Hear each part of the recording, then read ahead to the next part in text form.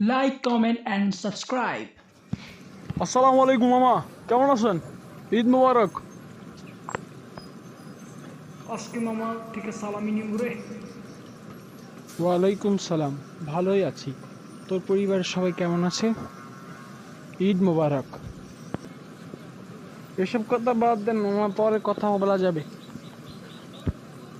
আগে আমাকে সালামি দেন। এই নে তোর সালামি। ভাগিনা, রমজান মাস তো চলে গেল।